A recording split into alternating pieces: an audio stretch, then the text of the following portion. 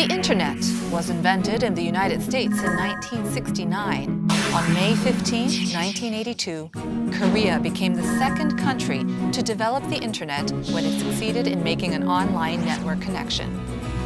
This was made possible by Dr. Chon Kilnam's unrelenting dedication. Dr. Chon is now called the father of the Korean Internet. At NASA in the 1970s, he worked on technologies related to space shuttles and computer communications. He gave up a comfortable life in the US to return to Korea, which was still a developing country. He then made history by developing the Internet in Korea. Dr. Chon's current goal is to help develop the Internet in isolated regions of Africa. Ultimately, he would like to see the whole world have access to a safe Internet. This week on Heart to Heart, we meet Dr. Chon Kilnam, father of the Korean Internet.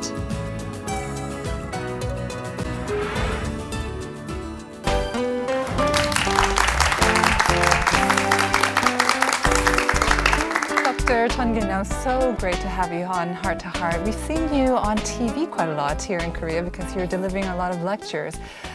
Recently. Right. Could you tell us what you're lecturing on usually?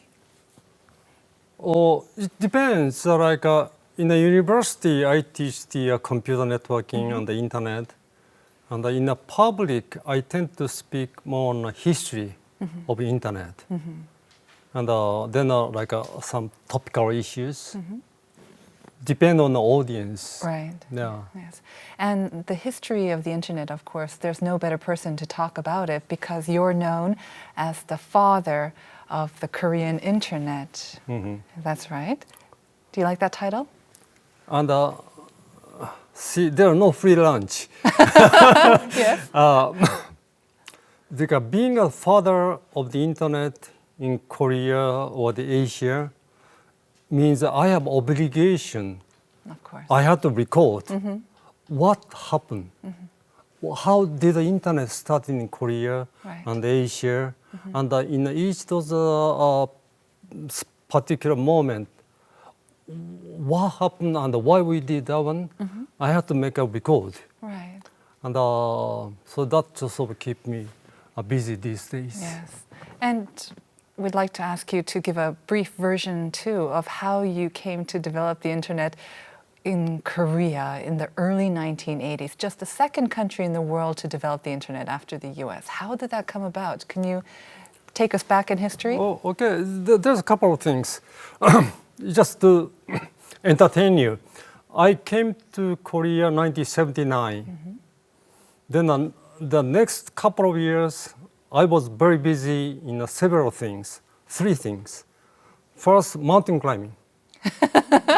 And the second is computer development. To be precise, Korea cannot produce the computer. They didn't have computers back then in Korea? Yeah, at that time, Korea means, okay, we make a television and a color television. And we stuck making those videotape recorder because of those patent problem. Because Japan doesn't want to give the patent to the Korea. Because then Korea can be a computer. Right. Then a third one is the computer networking called the internet.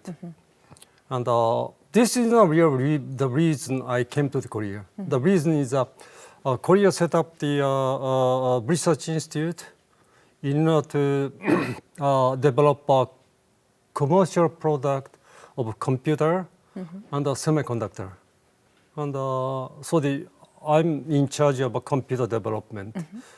And if we succeed, we'll be somewhere between number 10 to the number 20. So it's just about right time. Korea should get into the area. Along the China and India, Taiwan. Yeah. And mountain climbing, I just happened to meet some very good team when I just came to the Korea, who did climbing in one of the 3 north face in Europe. And then they want to climb 2 more. And those 3 north face in Europe means if you climb them all, okay, then you are the first class. There's about 100 people. And Korea never climbed any, even one of them. This particular team, they climbed one. So they want to do two more. And here I come. Somehow they get to know me. So they ask me to go together with them. Because I know those European mountain and the American mountain better. Then we succeed in climbing those two more. And then computer development. And I guess I did okay in next couple of years, 79, 80, 81, 82. I set up a system and we start producing the computer. And then I thought about those, at that time, those young people, those researcher at the research institute and the graduate student at the Seoul National University, they work so hard. And if I ask them, why don't you do this? They really do. Sometimes they don't sleep a couple of days if they have to meet those deadline. It's a remarkable effort. I don't see those people in Japan or USA. No? So I just came up my mind, I may bring one more technology, computer networking, which is my specialty. And as a sort of a bonus to those young people. And the difference is if you make a computer, okay, you are either number 10 or number 15 or number 20. Of course, it's a commercial product. So the number doesn't really mean much, but it's not the first in the world or second in the world. But the computer networking in the internet, if you do it, okay, you are the second after the USA. I mean, as a researcher, I'm a graduate student, being number 2 is a big thing. big thing, right? Yeah. So I decided to do this one additionally. So to me, like a computer development, we had about 50 or 60 those engineers working for me. And this one is a one person at the research institute, and the rest of them, about 6, 7, those are graduate students at the Seoul National University. And that's how we started. Did it work on the same first try? Huh? Did it work on the first try? Oh, no. It's we spent several years to develop a system and the software. And actually, like the most critical those component, today we call the router. I tried to bring from the USA, but the US doesn't allow export to the to us. They allow one each to the UK and Norway, but no other country in Europe, nothing in Asia. So we had to develop our own. It was tough. It was tough. I almost kind of defer. I don't want to give up, but I may defer and make an easy one. That may be the reason why, like Japan and Australia or the Netherlands or German, they didn't try. Because developing this hardware box with the software is tough. And I decided not to give up. And I made it in about 3 years later. Tell us about the moment when it worked. Was it in the evening or in the morning? That moment when you made the connection? Okay, it was just like today. It's kind of hot, so you're in a short sleep, and the breeze is nice. And I was in a Kumi at the research institute, and I log into the computer in Seoul National University. And I succeed, so that I'm using those computer at the Seoul National University. Then I just for fun. From that point, again, I remote log into the computer in Kumi. So I'm using my computer, but through the Seoul National University.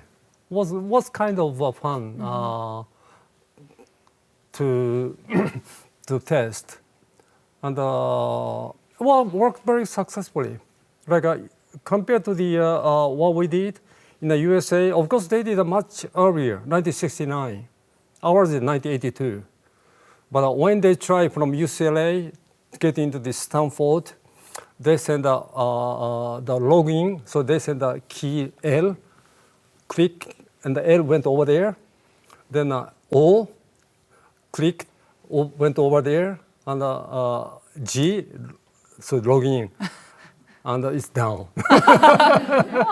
Because the system was very unstable, and ours is far more stable, even though it's 13 years later. But I have to clarify. Okay, USA is the first one to develop internet. We are the number two. What's the difference between number one and the number two? Number one is writing, just like writing a book. Okay, number two is translating a book. You know the result, just how well you can package. So it's a totally different between number one and number two. Between number two and number three, probably there might not much difference. But those are very different in terms of the research. Okay, development is different. When you develop, number one or number two, number three doesn't matter. Like for example, like Microsoft, they hardly develop anything as a number one. Always they try to be a number two or number three or number four. At the right time, at the right package, at the right price. Right. And that's the commercial area. And the research area, only the number one count. Number two and the others won't count. It's simply the Nobel Prize, right? 13 years seems like a really long time when we think of the internet. We think everything moves so quickly nowadays. Yeah. At 13 years, did no other country try to develop it? Or what made Korea, at the time, a very poor country still, not a lot of computers? I mean, obviously we had you, but what else made Korea successful? And were no other countries trying it out? Hungriness. Hungry? Yeah. At that time, those Korea, they are so hungry. Like those researcher and the graduate student, they think they are not dumb. They think. They are reasonably smart, but they don't know how good they are. If they work hard, are they as good as like a top university in the USA, like MIT and Berkeley or Stanford? Or we are totally different class? That's something they don't know at that time. So when I went there and I asked them, okay, would you like to challenge? And they are very happy. And they are so hungry. So when I said, okay, let's do this way, they just do it. And of course, I have to be very careful. I have to make those problem, I have to package the problem very well. If you make a problem too difficult, then they cannot solve it. Right. Then they'll be frustrated. And if you make it too easy, then it's not challenging. So I have to make it to the problem as a solvable if we work very hard. And I guess we made the problem in such a way. What about nowadays? Do you still see the Here? hungry spirit in Korea? Here, Because there's a big not debate. quite, not the same. not quite, but in a different way. I went to the Pangyo for the Nexon Developers Conference last week. It was good. It was very impressive. I gave a keynote speech, and about 1,000 people or 1,200 people. They may be hungry. Yes. Yeah. So they may be coming back again. I hope so. Yeah. Well, Dr. Chon is rightly called the father of the internet in Korea, but he actually played a major role in its globalization as well. He gave us the foundation for communicating with the world online, and we'll hear more amazing stories about the development of the internet after this.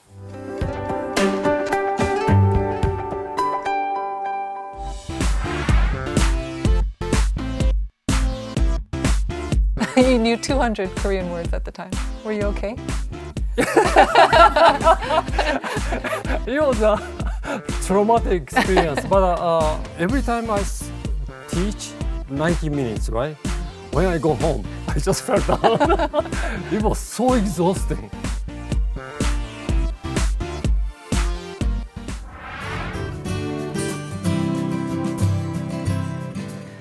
Korea was a poor developing country in the early 1980s, and no one imagined that such a small, impoverished country would be the second country in the world to develop and use the internet. But it did, and Korea has made its mark in the history of the internet ever since. We look back on what powered this amazing achievement. So you mentioned that you came back to Korea in 1979, but before that, you were in the US and you were working at NASA, the Jet Propulsion Lab, as member of the technical staff. That sounds like a very different sort of field of work and very exciting. What were you doing at this lab in NASA? Would you believe what I did? Did you see my comic, like in a parogi? Yes, I did. Then I showed somebody came from the out of space, and I was. Because until I came to the Korea in 1979, I was working at the NASA. I was thinking in my mind is Mars, Saturn, all those planetary systems. Because we sent a spaceship to the Mars and the Saturn. Then we had to communicate. Okay, why don't you take a picture now? Then they take a picture. Or why don't you do the experiment? And then the result, why don't you send it back to me? So we had to do this communication. What I'm thinking is, those Mars and the Saturn, because the time difference is very big. When I say, why don't you do this? Then one day later, it goes over there. The myth. Yeah, so it was a computer networking, but it's a very different kinds. And it was fun. But coming to Korea, it's just totally different. Another new planet, strange planet, isn't it? Yeah, that's right. That's right. And it was, I still remember, I arrived 1979, end of February. It was very cold. Yes. Especially a person like me from the California. California, the coldest temperature is about 5 degrees. It never goes below freezing. And here is a -10, -15. Almost no heating, because at that time is oil crisis. They call the energy shock in Korea. Yes. So even a blue house, they have a very limited heating, and so those building either no heating or is a very little heating. So we have to have a glove because it's so cold. So, oh my God, I really came to the... Why did you come? I mean, you must have been asking yourself the same question. A great, prestigious job, so exciting, sending messages back and forth from Mars and Saturn. But why did you decide to come to another planet called Korea? No, actually, I decided to come to Korea when I was in high school, senior, 17 years old. When you were in Japan? Yeah, that's right. And then I went to the university. At the end of university, I asked my senior, who worked in Korea, so can I go to the Korea? And he said no. Why? And he told me, you have to do the PhD. So I mean, do I really have to do the PhD? And he said, yes, you have to. And then I thought about either going to the, I don't quite understand why we had to do the PhD, but probably he may be right. So I decided to go to the USA or UK or somewhere. Then I end up in California. So the reason I came to California is just in order to go to Korea. Right. So I tried to do the PhD as soon as possible, say like in 4 years, so that I can go back, I can go to Korea right away. But I end up spending 12 years. Wow. So Yeah, means a couple of things.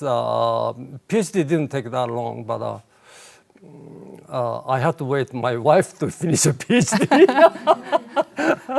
So it took much longer than what I expected. But so that I was sort of waiting until my wife finished PhD. And as soon as she finished, so that she finished in February about 20. Then we came 1979, yeah, February 27 with Wow. baby. So you wanted to come back to Korea when you were a high school student. Why high school? Again, if it was back in high school 12, 13 years Just ago, like even poorer Korea. This is very difficult. I don't know if I can explain well.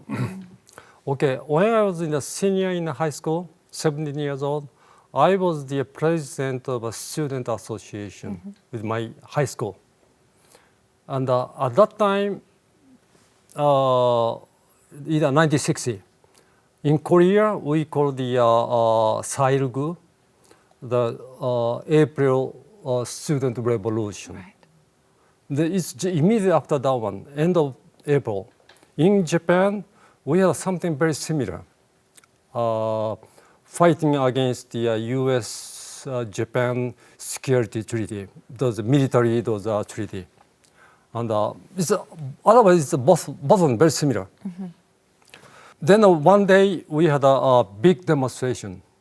And even the high school student, how many we have? About 5,000 or 10,000 high school students. And they happened to be my high school was sent up more than any other high school. So I'm supposed to speak in front of like 5,000 or 10,000 students. Wow. Then at that time, why you have to talk? Speech is very simple. Like we have to fight for our country, for our democracy, right?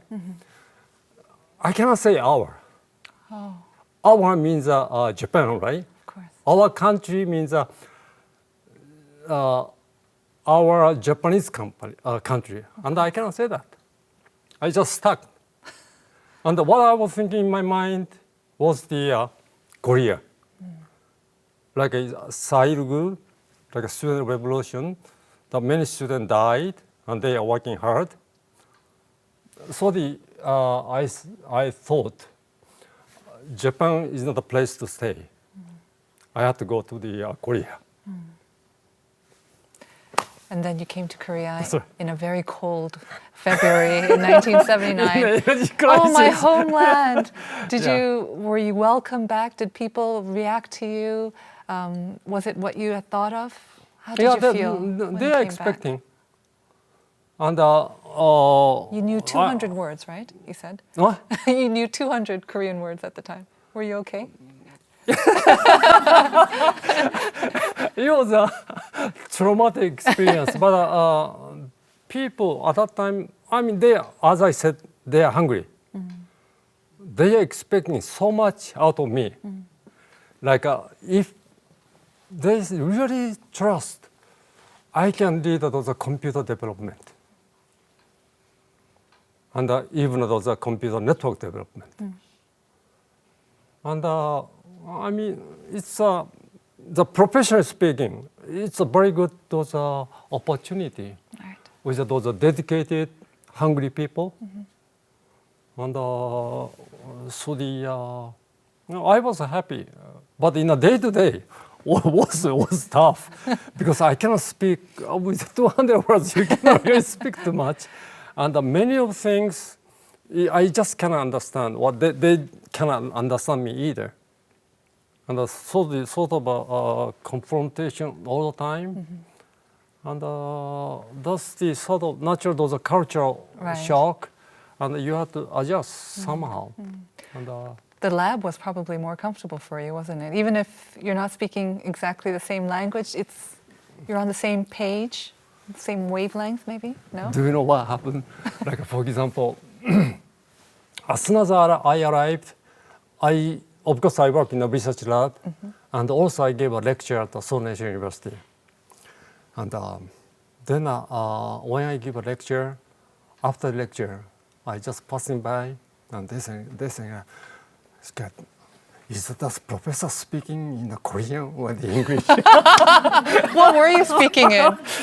I mean, What were you I speaking? thought I was speaking in a Korean, but most of those words yeah. are the English because I don't know the. Right. I know only 200 words in Korean, so I had a hard time. Like the student also had a hard time too. Like every time I teach 90 minutes, right? When I go home, I just fell down. It was so exhausting. Of course. Much more than swimming. Well, Dr. Chon returned to Korea in 1979 when he was 36 years old. And 35 years later, he's still working to advance the internet. Let's take a look at his latest efforts.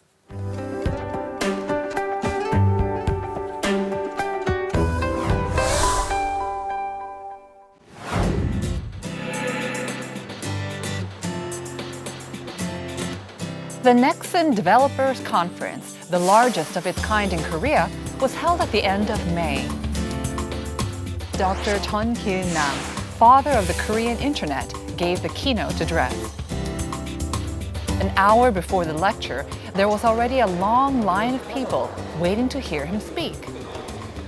원래 존경하는 분이기도 하고 그래서 한번 어떤 말씀하시는지도 궁금하고 해서 한번 들어와 봤어요. 옛날에 그 인터넷 시작을 하신 분이 지금 어떻게 생각하시고 나중에 어떻게 될지 예측하시는 게 굉장히 궁금해서 들어보고 싶었어요. 전 박사님 강의하실 때마다 뭔가 젊은 세대한테 메시지를 던지시기 때문에 오늘은 무슨 메시지를 던지실지 기대하고 있습니다. The conference room was completely full in no time at all, revealing the extent of the audience's interest and anticipation. Kim Jong-ju, the founder of Nexon, made a special appearance to introduce the speaker because Kim happens to be a former student of Dr. Chon's.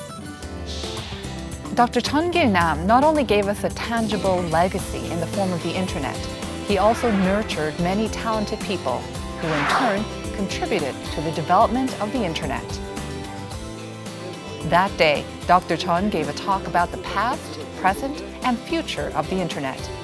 He proposed directions for the future development of the internet and placed particular emphasis on a safe internet. 굉장히 펀더멘탈 한다고 해서 이거 제대로 안전한 인터넷 만드는 식으로 노력해야 되는 것부터 시작해서 편하게 쓸 수 있는 시스템. 그 다음에 그 공격 받아도 그렇게 무너지는 건 아닌 시스템 우리가 만들어야 되는 것 같아요. There was a Q&A session afterwards, and the audience had a lot of questions for the godfather of the Korean internet. 미래 인터넷에 대해서 궁금해했었거든요. 근데 오늘 그런 부분에 대해서 상당수 제가 고민했던 부분이라든지 이런 것들이 뭐 많은 부분이 좀 해소된 그런 느낌이었습니다. 박사님 만나 뵙게 돼서 저 개인적으로 굉장히 감동이었고요.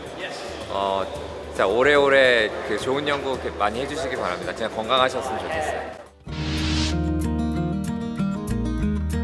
Dr. Chon juggles a busy schedule on the lecture circuit, but he always visits KAIST 2 or 3 times a week.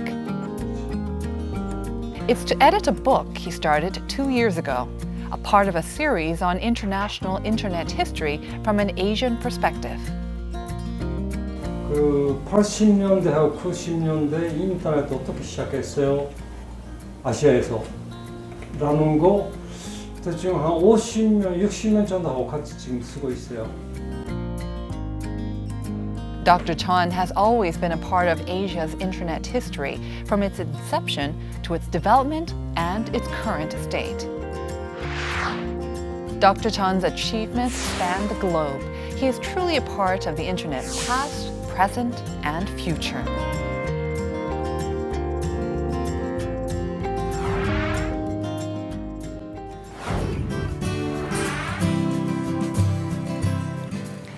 The internet is a sea of information that unites the whole world, and it's hard to imagine life without the internet. It's so much a part of our daily lives now, but it was made possible through the dedication of people like Dr. Chon. Now, I know that this year, in addition to your lecturing, you're also concentrating on writing, and I understand that it's a book on the history of the internet from an Asian perspective. So it's quite interesting. Can you give us a little preview or a little taste of what you want to focus on? Do you know why I'm writing this book? Suppose, okay, I'm here now. so that I finish within the next about half an hour, 1 hour, and I go out. Then if I have an accident, then if I die, do you know what happened? We lose the information. How did the internet really happen in the 1980s? Korea and many countries in Asia, those all information will be gone forever. And that's not right. So that I guess I have an obligation to keep, like 1980, I went to the Boston and meet such and such a people to do the collaboration between the Europe and the Asia. I have to just write it down, everything as much as possible. In such a way, so like if the 50 years from now, 100 years from now, if somebody do the research, how did the internet happen in Japan or the India or the Korea? Okay, here's the information. I guess I have obligation. Yes. Because it's here.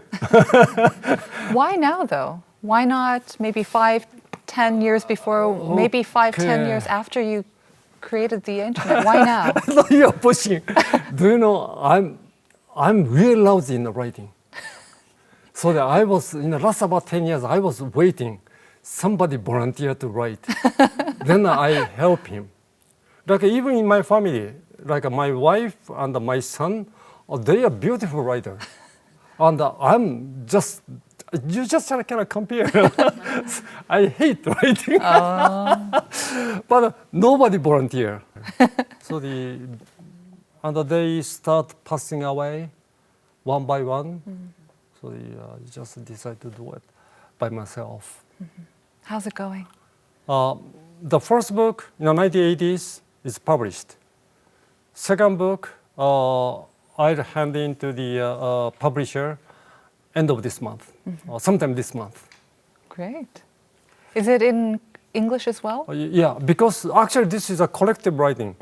I'm doing with about 60 authors from 30 countries. Okay. And additionally, we have about 40, 50 advisors. Even though I write about half of them, because it's a collective writing, and so the English is only choice. Right. Yeah. Okay. And later probably they translate the other country. So that more people can learn about how it happened and make That's right. new Yeah, discoveries that's of their that's own, right? Precisely. Because of what you're very good at, and you do it very well, in 2012 you were inducted into the Internet Hall of Fame, and I understand that you met a former teacher at the ceremony. Yeah, he came to the Geneva to receive this Hall of Fame with me. A teacher and a student. Actually, we had about four or five out of 30 are from the UCLA. Maybe natural. That's Because UCLA we started with a project. And it's a very interesting meeting, like the reunion after 40 years. So the first, this professor, I didn't see him. The last time I met him in 1972. So many years ago. 50 years different. 40 years ago. 40? Yeah, and 40 then others, many of them I met, the last time I met them is 20, 30 years ago. It was just a gorgeous reunion. And the second is a euphoria. We did it. Either good or bad, we 30 of us did the internet. And I guess we did a good contribution to the human being, society. So we felt very good. Then, naturally, did we do well? If you do again, would you do the same way or do something different? I mean, this is the very natural of the human nature, right? Then I guess we made one or two mistakes. We thought this internet, the one we have today, is really for those researchers, and we'll make another separate network for the regular people or the commercial. We didn't do it. We use this original one for not just for us, for everybody. So naturally, this one doesn't have a good security. It's not very safe.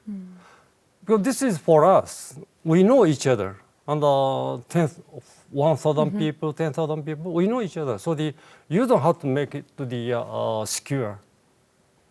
And we have a lot of problem. So if we do again, no, we will make it much safer. More secure. Yes, much secure. And that's the one of those regrets we had. And you're, of course, recognized for globalizing the internet, not only for creating it the second country in the world, but really for globalizing the internet and making that information accessible for people, especially in Asia. But a lot of these countries, they were, again, probably like Korea, just developing, didn't have the infrastructure. Yeah, actually, when I came to the Korea, the way I did my thinking is, okay, I'll spend 50% of my time in Korea. Then another 50% is the rest of the world. And the way this Hall of Fame is not because I developed the second internet in Korea. That's not the reason. It's globalization. And the reason is the same way I helped the Korea, I try to help the Asia, Africa, all those developing countries. Do you know that this world, every time we do something new, already those America, USA come. Then they make internationalize with the Europe. And then they set up a status quo. Then Asia and others is sort of come late. And that's something I don't like it. Like when we start, like USA, Europe, and we are third entity. That's why I tried. Yes. And so every time those American or European, they set up international, there are those national internet organization, we made up one in Asia. So I end up making about 10 to 15 international internet organizations, almost every 2 years. They don't have a choice, because if I don't do it, then what will happen is Asia join later. Right. And that's something I didn't want to see. And because maybe the US developed it first, many people seem to think that the internet kind of belongs to the US. And I didn't think that the internet would belong to anyone, but the US government is letting go of its control next year. That's right. So there was some control and that it was governed by the US? Since this originally the US government project, so the naturally government has to control to make it successful. Then back in since 1990s, just step by step, US government sort of release the control of the internet. And the very last one, the US government decide to release next September. So the next September, or if we are delayed, probably a couple of years later, so the US government doesn't have any official control on the internet anymore. So now we are struggling. What kind of, who should control? Right, who should govern? And how we control? It's all by the private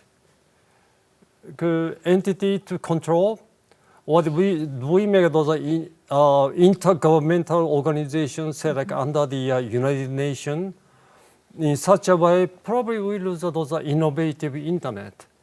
So this is kind of a trade-off. Do we want to have those internet to be flexible and innovative, or is it okay to be bureaucratic and losing innovation? It's something we have to think about in the next couple of years. Not much time then, I guess. No, we can delay a couple of years. Delay. It's not a problem. But eventually we have to make up. We means that this human being, has to make up their mind. And that's the one I'm working on. And this time, what I try is same way I have been doing in the last 30 years.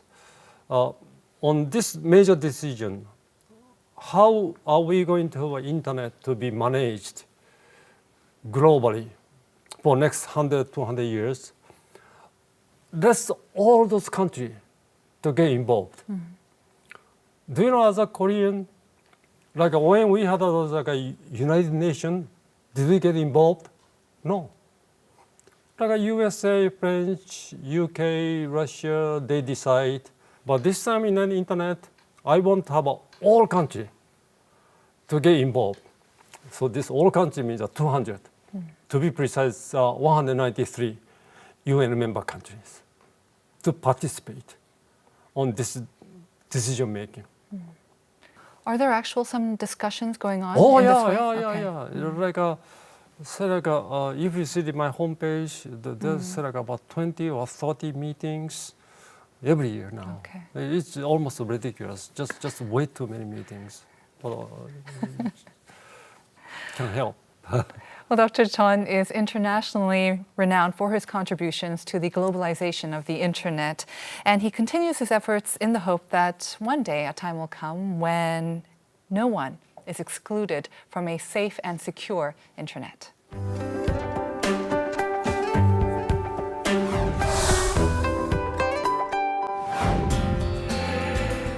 Research and development. Congratulations to Kilnam Chon. Dr. Chon is internationally recognized for his contributions to the globalization of the internet.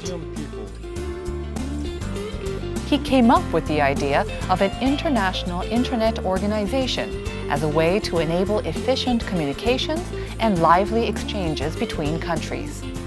미나 유럽하고 협력하는 기구 만들었어요. 우리하고 일본, 호주 같이. 그거가 첫 번째죠. He has represented about 50 nations in Asia and is responsible for over 10 international internet organizations. 90년 정도 되니까 이제 만드는 요령 배우는 것 같고. 이제 그 다음에부터는 대충 2년에 하나씩. 90년대는 계속 90년대 계속 2년에 하나씩 만들었죠. Now he's turned his focus to Africa. He hopes to do in Africa what he did in Asia. Africa has one of the fastest growing economies in the world. Internet demand on the continent is expected to grow yearly at a rate of 51% until 2019. 2008년 시점에서도 인터넷 사용자 아프리카 전체로 한 100만 명 있을까 말까 정도죠. 50개 나라에서 100만 명 정도. 근데 지금은 1억 넘었을 거예요. 그러니까 완전히 다른 거죠. 그러니까 이제 본격적으로 조직 생겨야 되는 거고, 조직적으로 이거 전체 운영해야 되는 거고. As of 2014, the internet has 3 billion users. Dr. Chon marches on in the dream that everyone around the world will be united through the internet.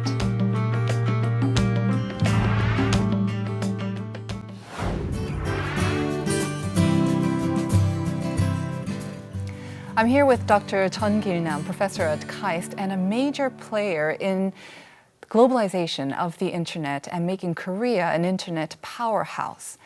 Dr. Chon, when we say Korea and we say that Korea is an IT powerhouse, I imagine a lot of it has to do with the fact that the internet is so well developed.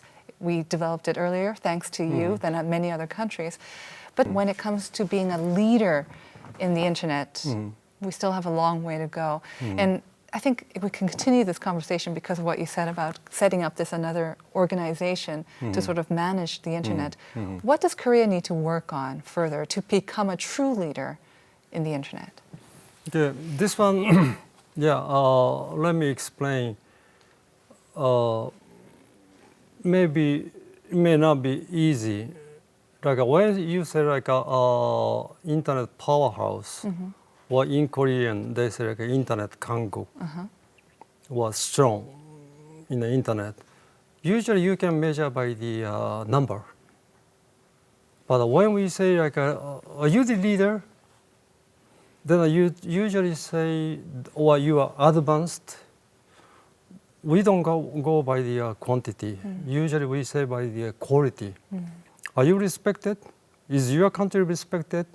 If there is some country want to have some consultation, how to develop an internet, then they come to Korea to learn, or go to the say like Sweden or Netherlands.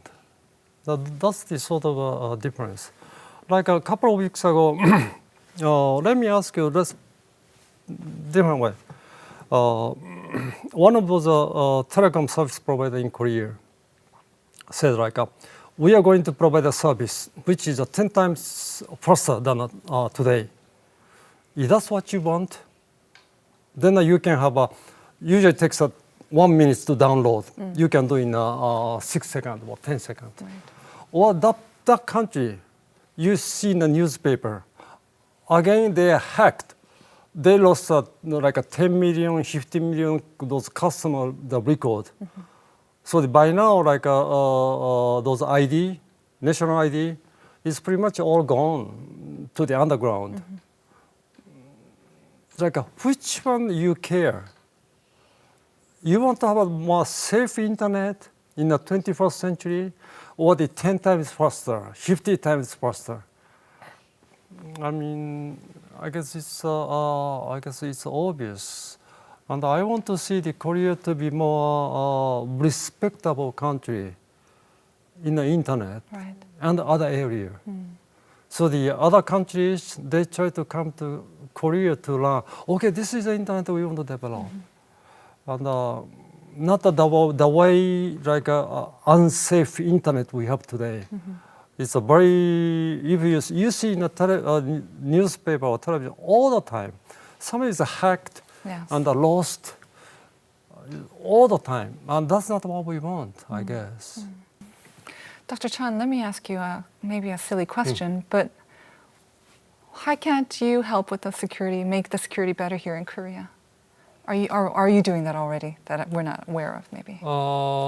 Yeah, my position is whatever I did in the case of the security in Africa, because I did a similar thing in Asia starting from the 1990, so over 20 years ago.